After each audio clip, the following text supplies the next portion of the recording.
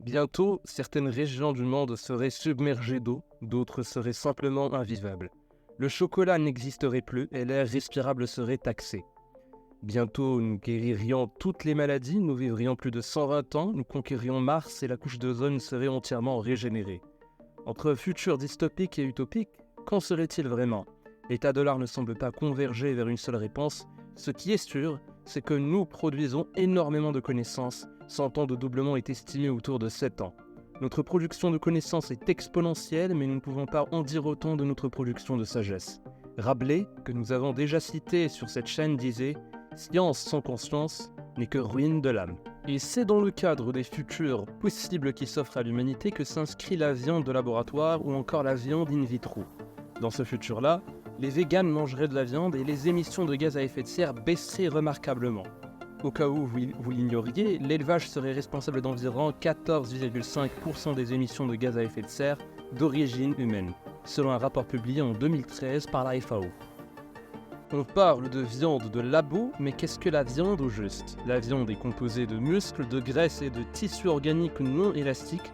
La production de viande cultivée se produit directement à l'échelle cellulaire. Une fois que les cellules souches ont été prélevées de manière indolore par biopsie, elles se multiplient et se différencient en cellules musculaires dans un environnement approprié à leur croissance. Des cellules de muscles peuvent être combinées avec des cellules de graisse et des tissus conjonctifs pour former de la viande. En reproduisant le processus biologique naturel qui se produit dans l'organisme des animaux, la viande cultivée devrait avoir idéalement la même composition que la viande conventionnelle. Rien ne différencie moléculairement la viande conventionnelle de la viande cultivée, ou c'est en tout cas ce que promeuvent ses partisans. Imaginez seulement tous les avantages qu'on pourrait tirer de cette technologie. On pourrait remplacer les acides gras saturés par des oméga 3 bénéfiques à notre santé, ou encore savourer du foie gras sans gavage animal. On pourrait aussi réduire considérablement les contaminations microbiennes en évitant les risques qui accompagnent les abattoirs. L'histoire fascinante de la viande in vitro est une chronologie jalonnée d'avancements scientifiques remarquables, transformant progressivement une idée audacieuse en une réalité prometteuse. Cette innovation émergente promet de révolutionner la manière dont nous produisons et consommons de la viande en adressant des problèmes critiques tels que la durabilité, l'éthique et la sécurité alimentaire. Au tournant du millénaire, l'idée de cultiver de la viande au laboratoire commence à prendre forme. En 1999, des chercheurs néerlandais de l'équipe de Willem van Hellen obtiennent un brevet pionnier esquissant le concept de viande in vitro. Ce jalon marque le point de départ de la recherche sérieuse dans ce domaine innovant. En 2013, le docteur Mark Post et son équipe de l'université de Maastricht créent un engouement mondial et présentent le premier burger cultivé en laboratoire. Bien que coûteux à l'époque, cet événement souligne le potentiel de cette approche pour répondre aux préoccupations croissantes liées à l'empreinte environnementale de l'élevage conventionnel. L'année 2016 apporte une nouvelle étape significative avec la première production réussie de boulettes de viande par la start-up américaine Memphis Meats. Les experts et les entrepreneurs commencent à envisager sérieusement la viabilité commerciale de la viande in vitro. Les années 2020 marquent un tournant majeur. Les entreprises s'efforcent de rendre la production de viande in vitro plus efficiente et abordable. Des noms tels que Aleph Farms, Mosamit et Eat Just font des avancées significatives en réduisant les coûts de production et en optimisant les processus de culture cellulaire. En 2021, une étape cruciale est franchie lorsque Singapour approuve la vente du poulet cultivé en laboratoire d'Eat Just, marquant ainsi la première autorisation réglementaire pour un produit de viande in vitro. Aujourd'hui, en 2023, des produits à base de viande in vitro commencent à être introduits sur le marché, offrant une alternative durable et innovante à la viande conventionnelle. Les techniques de culture cellulaire ont évolué de manière exponentielle, les bioréacteurs modernes permettant la production de morceaux de viande de qualité supérieure. La recherche et l'innovation continuent de progresser, affinant la texture, le goût et la production de ces viandes cultivées.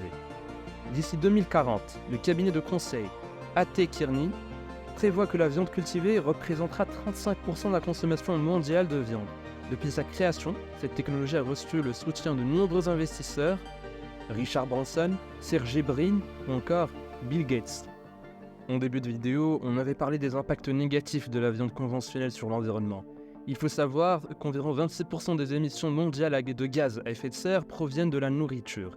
L'élevage représente 77% de la surface habitable mondiale utilisée pour l'agriculture et produit seulement 18% des calories totales et 37% des protéines totales. Les changements d'affectation des terres, le rejet de méthane par le bétail, les fertilisants utilisés pour les terres, la gestion du lisier et les machines agricoles représentent 80% des émissions produites lors de la production de bovins. Le transport représente 0,5% des émissions mondiales. Selon Willem van Hellen et Anna Chomisto, chercheuse à l'université d'Oxford, ainsi que le journaliste Brendan Corner, l'impact de la viande in vitro sur l'environnement est minime. Selon l'équipe, la production de viande in vitro impliquerait une réduction d'environ 7 à 45% de l'énergie, de 78 à 96% des émissions de gaz à effet de serre, de 99% de l'utilisation des terres et de 82 à 96% de l'utilisation d'eau par rapport à la viande européenne produite de manière conventionnelle. Ces chiffres varient bien sûr selon le type de viande. Il reste un point important, c'est celui des considérations religieuses. La viande de labo soulève également des questions complexes et nuancées du point de vue religieux. Alors que différentes croyances religieuses ont des perspectives variées sur la consommation de viande, la viande cultivée en laboratoire ajoute une dimension nouvelle et intrigante à ces discussions. Dans l'islam, la consommation de viande doit respecter des règles strictes, halal. L'une des questions centrales concernant la viande in vitro est de savoir si elle peut être considérée comme halal. Les opinions varient, avec des érudits musulmans qui débattent de la source des cellules et de la manière dont elles sont cultivées. Certains estiment que si les cellules sont issues d'animaux licites et que le processus est conforme au principe halal, la viande in vitro pourrait être acceptée. Mais cette considération risque d'évoluer au fur et à mesure des avancées de la viande de labo. Concluons sur une citation visionnaire de Winston Churchill qui avait écrit en 1931 « Nous échapperons à l'absurdité de faire croître un poulet entier pour en manger la poitrine ou l'aile, en faisant pousser ces parties séparément dans un milieu approprié. »